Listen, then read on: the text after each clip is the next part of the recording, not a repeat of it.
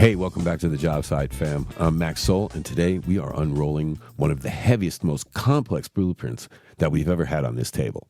We're starting a two-part deconstruction on the man who essentially designed the modern world of sound, Quincy Delight Jones.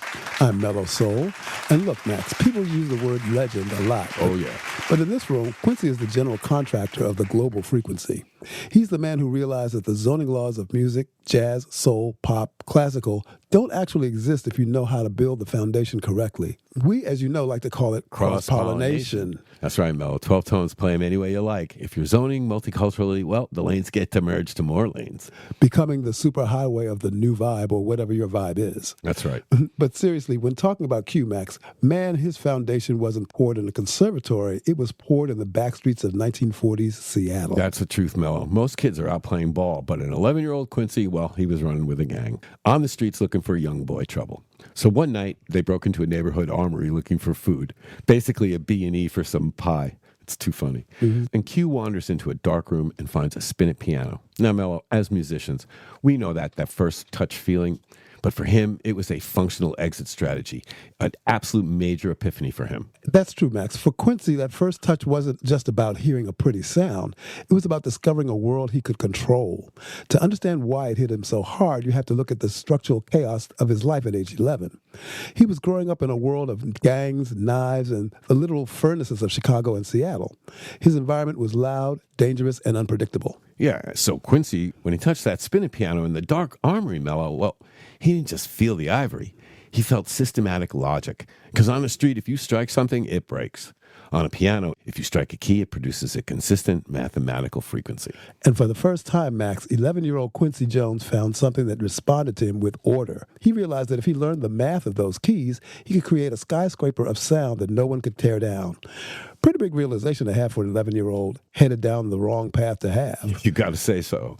So Quincy realized that the piano wasn't just one voice. It was actually the general contractor's desk. Right, Max. You have the bass, which is the foundation, the chords are the framing and the melody with the facade in front. And it's all right there under your fingers, Mello. And Q felt the pull, which we all feel when finding our path. For a kid who was used to looking over his shoulder, well, the piano allowed him to look down at the grid that he could actually master. It offered him a technical authority that the streets never could. Quincy often says that the moment he touched those keys, every cell in his body told him, this is what you're going to do. He describes it as a holy moment, Max. Oh, I bet. But not in a religious sense, more in a functional sense. It was a safe site. The piano offered a vocal harmonic shield against the violence outside those armory walls. And he didn't just see it as a musical instrument, Mello. He saw it as a machine for transformation. He realized that if he mastered this technical tool, man, he could style his way out of poverty and into a global frequency. Exactly, Max. He said the moment he touched those keys, every cell in his body clicked, like electricity flowing through his body. Oh, I know that feeling. It wasn't just pretty music. It was a safe site. When he realized that the piano was that control center, well, he started sneaking back into the armory every single day, hiding in the shadows just to audit those keys. No teacher, no books, just him deconstructing the physics of the notes. And Mello, he didn't stop at the keys. He joined the school band and became a multidisciplinary student. He tried the drums, the sousaphone, the clarinet. Well, he just wanted to see how the whole building was wired. But he finally landed on the trumpet because it was the lead pipe of the jazz bands. It had the authority that he wanted. That's a lesson for the new vibe peers today. Don't just be a tenant in your DAW. Be the inspector. Quincy was learning the technical specs of the whole orchestra before he ever wrote a note. He was choosing the trumpet because he wanted to be at the front of the job site. That armory piano was the first brick in a global empire. Indeed it was, Mello. And that first encounter with the piano at the armory, well, Quincy went to school the next day and he joined the band. Quincy's analytic brain, which was starting to come online, watched and observed as he was auditing the social and technical hierarchy of the band room. He did, Max. Q spent several weeks as a multi-instrumental subcontractor, trying on different roles to see where he fit best. After his technical audit of the band room, he started his process. He sure did, Mello. Quincy systematically tried the drums, as we said, the baritone horn, the clarinet, the sousaphone, every instrument. But he just kept looking at the trumpet section. Quincy noticed that the trumpet players were like the general contractors of the ensemble. They had the lead pipe, the melody that cut through the noise. They were the ones with the authority in the room. And then you added in the cool factor, Mello. So in the 1940s, the trumpet was the symbol of the bebop revolution. It was the instrument of Dizzy and Miles. To a kid looking for a way out of the streets, well, the trumpet looked like a chrome-plated ticket to the world. And the sky was the limit, Max. Sure was, Mello. So here we have the instance of the architect behind the scenes. Isn't there always someone like that? Exactly. That's what because we love about this show. Well, because the actual moment of selection happened because of a teacher named Joseph Poe who led a local marching band. That's right, Mel. The band was actually a community-based project that existed outside the traditional school system. It was part of the local recreation center program in Seattle. This band functioned more like a pre-professional industrial lab than a standard school music class. And in the 1940s, the black community in Seattle's Central District had its own parallel education infrastructure. And because the school systems weren't always focused on grooming black kids for the big band Skyline, Max. You think? These community bands were where the real technical training happened. And Joseph Poe didn't treat them like students. He treated them like junior contractors. They had to learn how to march with military precision while playing complex arrangements. The idea that the building only stays up if every brick or musician is in the right place at the right time. Now, don't that sound familiar, Max? Oh, it sure does, Mel. And now, let's not forget that Quincy, he didn't own a trumpet. He was a kid with zero resources. This community band, though, provided the technical tools for free. So Joseph Poe handed him a beat-up silver-plated trumpet that was basically a loaner instrument. But in Quincy's mind, this gave him the first industrial opportunity. He realized he didn't need to be rich to be an architect. He just needed access to the gear.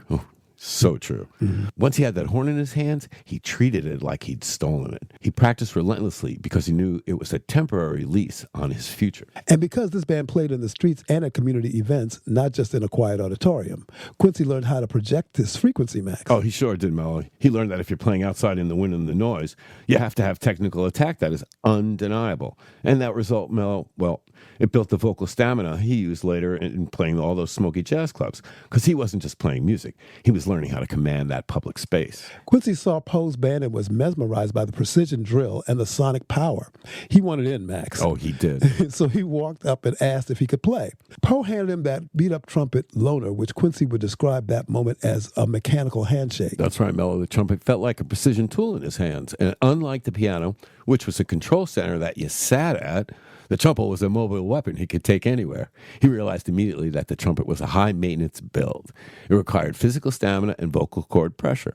So he started practicing until his lips bled, treating the instrument like a stress test for his own will. Man, Q was a badass. Oh, yeah. Quincy often says that the piano was the foundation or the shield, but the trumpet was the sword. The piano allowed him to see that the master blueprint of harmony, but the trumpet allowed him to pierce the air and gave him vocal authority to lead. And as a result, Mello, by age 13, I know. He was playing professional gigs. He'd mastered the technical specs of the horn so well that he could stand on a stage in a smoky club and command a room full of adults. And on that note, we're going to take a quick break. You're listening to Max and Mello's Architects of Soul, and we'll be right back. That's right. Q's journey has just begun, so please stay with us.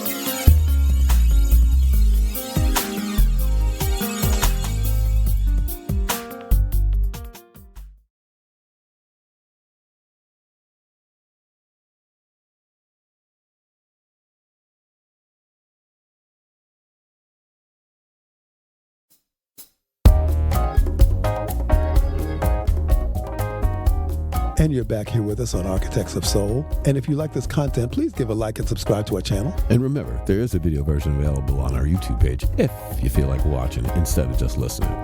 Okay, Max, so Q is a teenager now. It's time to meet the next guy to impact his life and his career. That's right, Mello. The meeting of Quincy Jones and Ray Charles is the ultimate meeting of the architects. It happened in 1948 in Seattle, and it wasn't at a church or a school. It was at a gig. This is what we'd like to call the marketplace merger between a 14-year-old kid who was damn hungry for the specs and a 16-year-old master draftsman who was already running the town.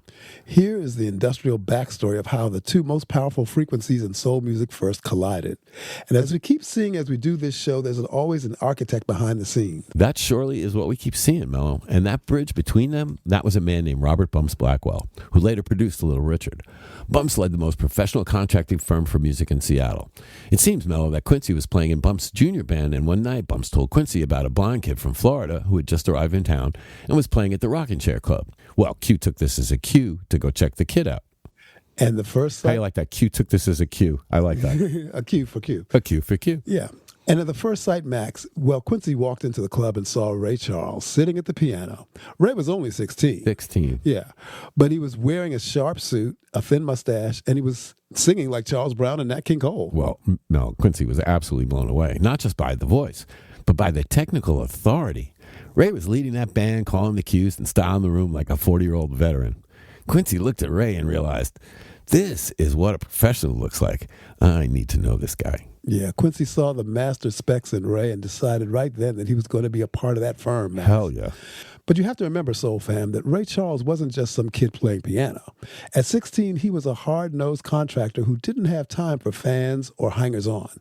Quincy knew he had to approach him as a peer in training. So Quincy's got to figure out how to play this. It's a great moment for a musician to see another musician that gets it. So Q waits until the set's over at the Rocking Chair Club, and then he walks straight up to the piano. And Mello, Quincy didn't lead with I love your voice. No, not that way. You go, Q. He led with the music. So off he goes up to Ray and starts asking about the specific voicings Ray was using on the keys, creating the line from fan to hungry for knowledge musician, which I sure remember being, and still am. So Q, well, he wanted to know how Ray was getting that big band sound out of that small trio. That's the architect burning for learning, Max. Oh, hell yeah. Ray, being blind, was incredibly sensitive to the vibe and intent. He could hear in Quincy's voice that this wasn't some groupie. This was a fellow architect who was hungry for the source code. And Ray liked Quincy's energy and his honesty. So he invited the 14-year-old Q back to his apartment on the spot to talk shop. Ray's tiny one-room apartment. This is where the mentorship infrastructure was built. Right, Max. When Quincy got to the apartment, he saw Ray, who was totally blind, doing his own laundry, frying chicken on the stove, and navigating a record player with surgical precision.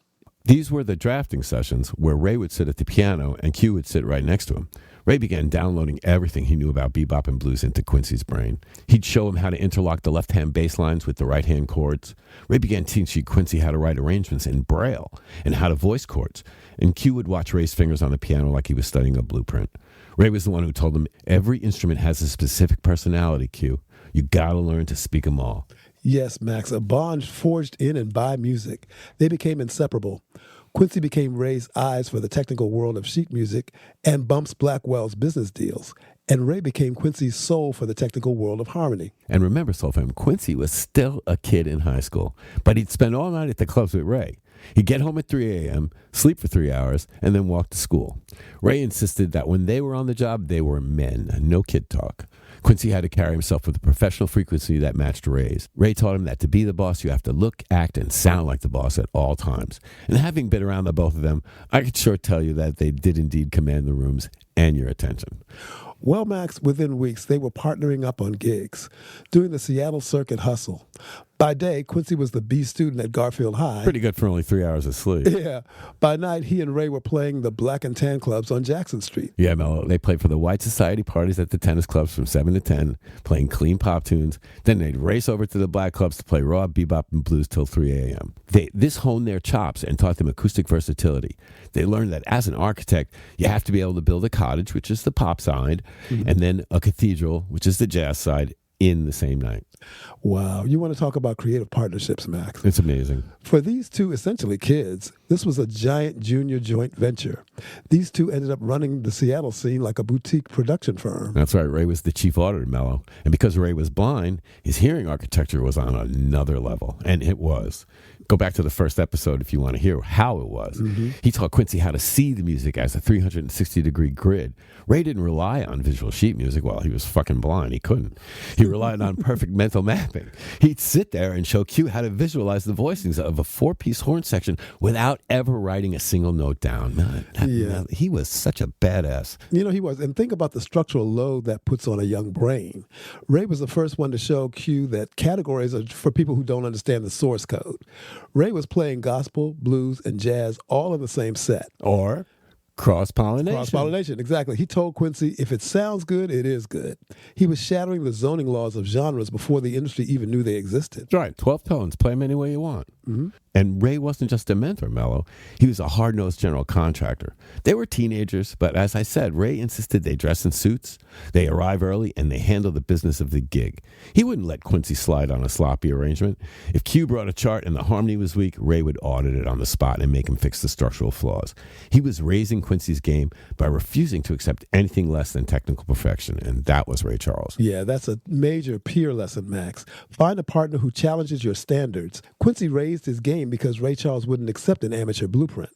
They were charging union scale while they were still in high school because their technical literacy was undeniable. They were playing everything: strip clubs, society weddings, tennis clubs. They were learning how to style any room they walked into. The 360-degree vision that Quincy is famous for, well, that's Ray Charles's blueprint in action. And if you really want to learn more about Ray's journey, then you definitely should go back to our very first Architects of Soul, Season 1, Episode 1, y'all. Worth the watch, Soul fam, definitely. I totally agree. Yeah, Quincy Jones learned that if you know the math of the notes, you can own the whole city.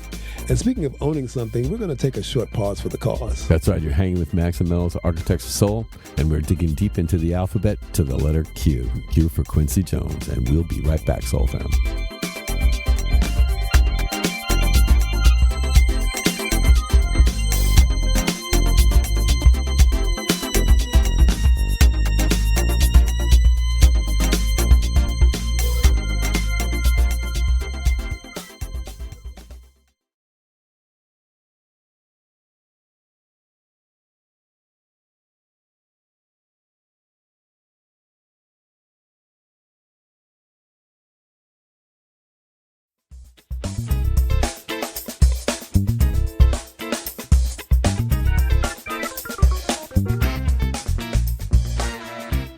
And you're back with us on Architects of Soul.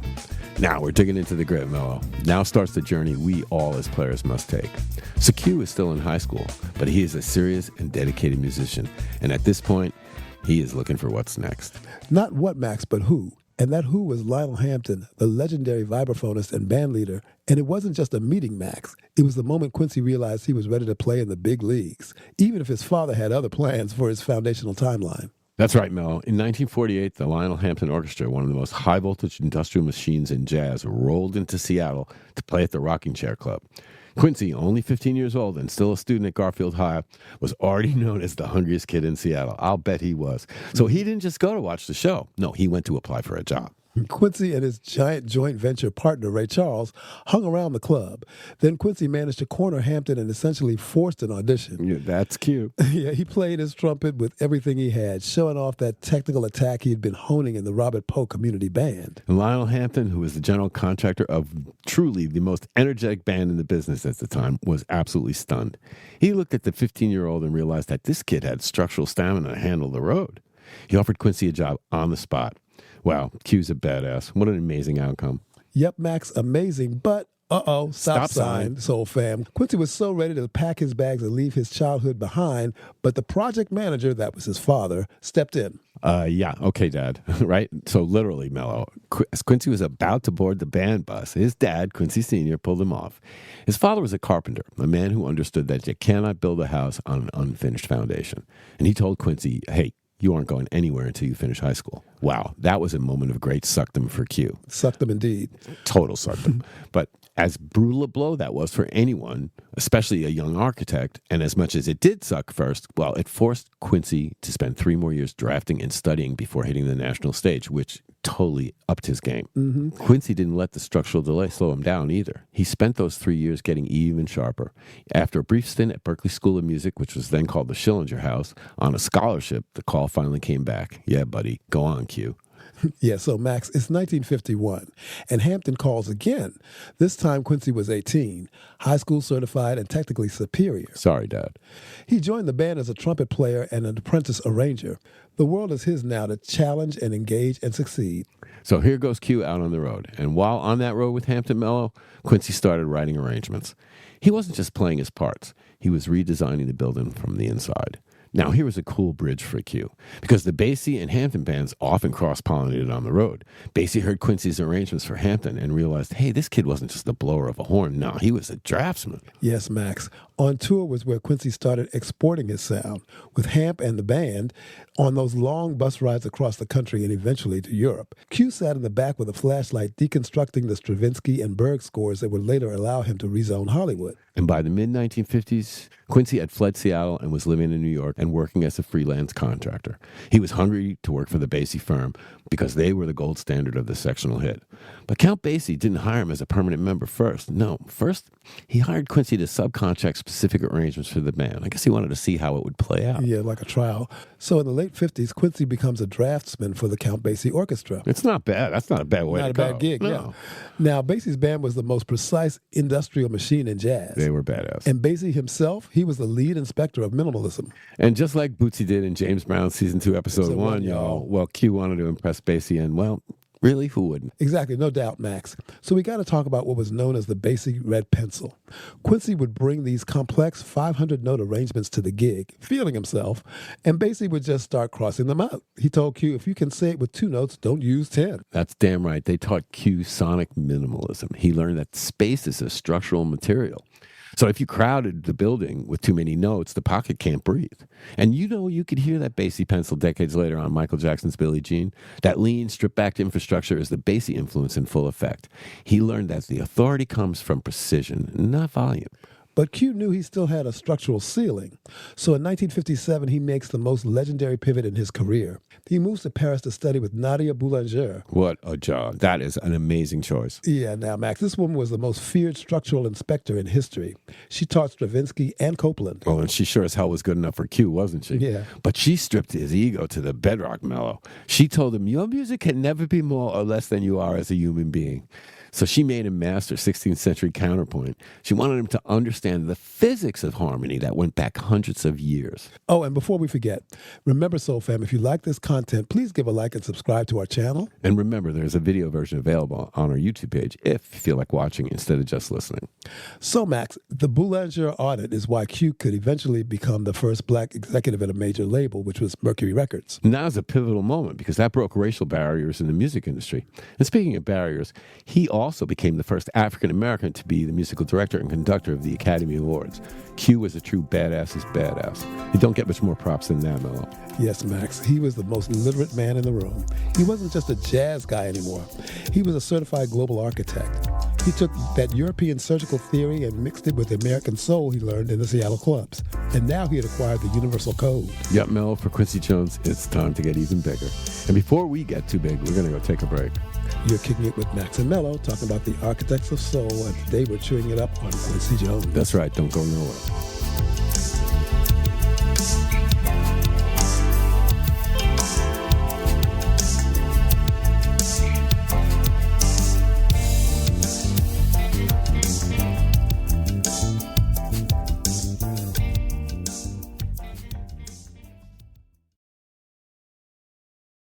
Thanks for tuning into Architects of Soul.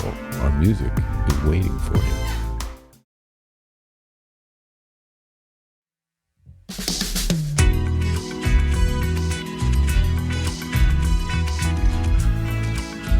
And you're back with us here on Architects of Soul. So, Max, time to talk pivotal moment in music. The backstory on the Sinatra, Basie, and Quincy merger is a high-level corporate acquisition that became an outstanding success in the music. Oh, absolutely, Mello. I mean, it certainly was groundbreaking. By the early 1960s, Sinatra was the chairman of the board, but he felt his sound was becoming a legacy act. Now, can you imagine Frank Sinatra even thinking he was a legacy act? That's just so fucking mind-blowing. It is. Yeah. But Frank was a sharp guy, and he decided, well, I want to overclock my performance with the most powerful engine in music at the time, the Basie Orchestra. However, the Basie band was a heavy machinery unit. Basie brought out the big guns, Max. Oh, yeah, hell yeah. And Sinatra knew that if he just stepped in front of them, he might get drowned out by their atomic volume, as Basie's band was a juggernaut. They were. What he needed was an architect who could translate the power of the band to fit his vocal penthouse. Now, Frank Sinatra was no stranger to Q. I mean, he'd been auditing Quincy's work for years, watching how he handled elite vocalists and complex arrangements. So Frank called Quincy while Q was in the middle of the session and said, I like what you did with Basie. I wanted us to do something together. And he didn't just hire Q to write the songs. He hired him to be the lead supervisor. Quincy had to engineer the sonic frequency so that the Basie band hit like a freight train, but left a structural opening so Frank's voice could sit perfectly in it. Now, how badass is that? Seriously badass, Max. Seriously. When the It Might As Well Be Swing sessions were over, Sinatra gave Quincy his own signet ring. That's quite a statement. It is. Letting Q into the realm of the greats in Sinatra's life. It's quite an accomplishment. And in the zoning laws of 1964 Vegas, that ring was a certificate of occupancy. It told everyone that Quincy had sovereign authority on any Sinatra site. Damn straight, because you saw that ring on Sinatra's hand, on Dean's hand, on Sammy's hand, and on Q's hand. That's some badass company, right? This is the seal of approval from Frank. And let's not forget, Soul Fam, while Quincy was climbing toward that Sinatra summit, he was subcontracting for the most elite voices in the industry, proving that he could build custom industrial prototypes for any genre. First, there was Dinah Washington. Quincy arranged her 1959 hit What a Difference a Day Made. My favorite Dinah song. Oh, yeah? He used orchestral strings as acoustic insulation, creating a lush environment that turned her raw soul into high-end luxury. Yes, sure did. And then there was Sarah Vaughan. Q worked on her album Your Mine You, which refined his ability to build atmospheric skyscrapers around elite operatic jazz vocals. Then there was Leslie Gore. In a massive move of cross-pollination, in an industrial pivot, Q produced It's My Party in 1963. He proved he wasn't just a jazz guy. He could design a pop cottage that dominated the suburbs and the charts. And we cannot forget his giant joint venture partner, Ray Charles. They continued their joint venture with the genius of Ray Charles in 1959, and Q used a massive brass section to support Ray's gospel shouts, proving that soul had the structural integrity to stand next to any big band. And here, y'all, is the lesson for modern architects. Quincy got the Sinatra gig because his portfolio was indestructible. He proved that an architect doesn't care about the zip code of a genre, pop, soul, or jazz, so please cross-pollinate freely, y'all. Q sure did. Quincy Jones genuinely cared about the structural integrity of the song. He became the general contractor for the biggest stars because he spoke every technical dialect on the map. Quincy was making all the right moves. He and Frank became a lethal duo of cool. Q had officially rezoned the skyline, and Basie trusted Quincy so much that he essentially handed him the keys to the building for those sessions. This era proved that your technical literacy is your passport. Q didn't let the zoning laws of the time stop him, cross-pollinating wherever he could make an impact. He just became the man who wrote the laws. He sure did. He proved that an architect can hold the baton for the biggest star in the world if their foundation is indestructible. And that is the lesson for part one, Soul Fam. Don't just play the song, own the blueprints. Quincy Jones didn't get there by accident. He got there by technical acquisition. He learned the source code of the whole planet so he could build anything, anywhere. And on that note, we're going to take our last break and come back and stick a stamp on this envelope and mail it out. You're listening to Max and Mello's Architectural Soul, and we'll be right back.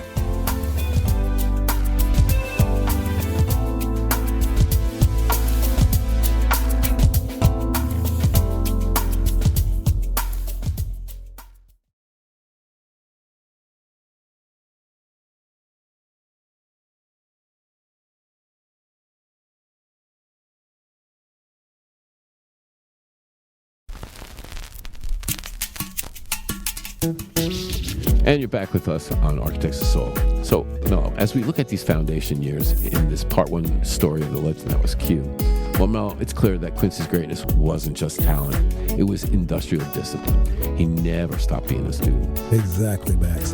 From Ray Charles teaching him to see with his ears, to Basie teaching him the power of a single note, to Boulanger giving him the keys to the classical kingdom, he was collecting the master specs for a career that would eventually change the world. Oh, and clips like, boy. I mean, for every peer in the new vibe, the lesson is to acquire the language. Don't just vibe. Learn the math. Learn the history. Because when the big jobs come, when the Sinatras of the world call, you need to be the most literate architect on the site. And as always, we want to close with our final thought and our hope for all of us, our art, our craft, and our creations. Keep that soul fire burning, protect your sound, nurture your creativity, own your voice, and remember the lessons from the giants who came before. And yes, protect your masters and seek out wise mentors who can guide you on your journey. And until next we meet, Peace and soul, y'all.